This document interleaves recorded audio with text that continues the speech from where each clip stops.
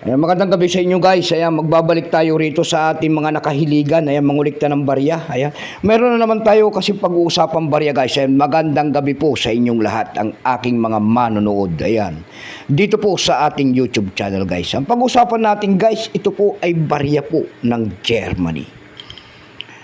Napakakintab. Ayan, barya po yan ng Germany. 20 euro cent kung tawagin nila, ng bansang Germany, year 2017. Ng bansang Germany, barya po ng Germany. Ayan. Pero pansamantala tayo guys muna ay magpapasalamat syempre po sa lahat ng masugid na ating mga manonood dito po sa ating munting channel guys, lalo na ang aking mga subscriber dyan. Magandang gabi po sa inyong lahat. Keep safe po and God bless. Maraming salamat din po syempre po sa lahat ng ating mga manonood dyan sa aking FB page, Samuel Soriano po. Lahat po na nakapalo sa aking FB page, magandang gabi po. Keep safe po and God bless.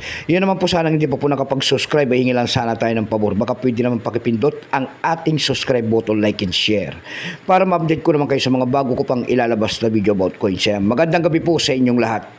Ayan po ang ating pag-uusapan guys. Ayan, 20 euro cent po ng bansang Germany.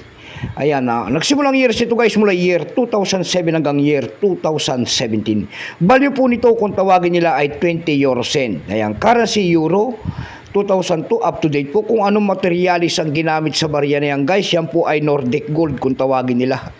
Hindi natin alam kung naisasanla. Alam nyo naman ang mga ating mga Pilipino, pag Nordic Gold ang pag-uusapan, akala nila baka naisasanla yan, hindi natin alam. Ayan, Nordic Gold po ang kanyang composition.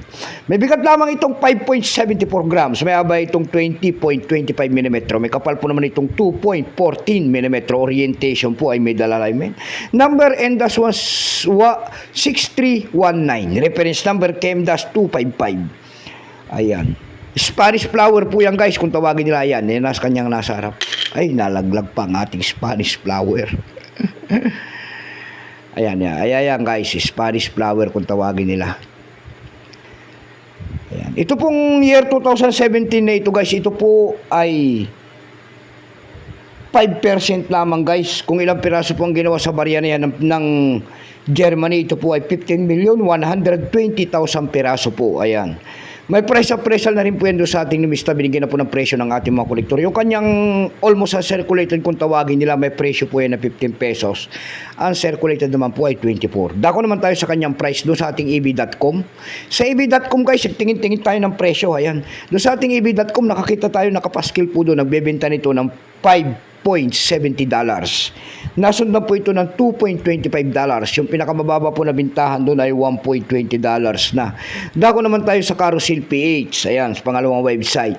Sa Carousel PH guys, meron na nakita nagbebenta nito ng 399 pesos. Yung pinakamababa po na bintahan doon ay 30 pesos ang ating nakita. Ayan lamang po ang aking may babaging kanyang presyo po. Keep safe po sa inyo lahat, in God bless. Ayan, may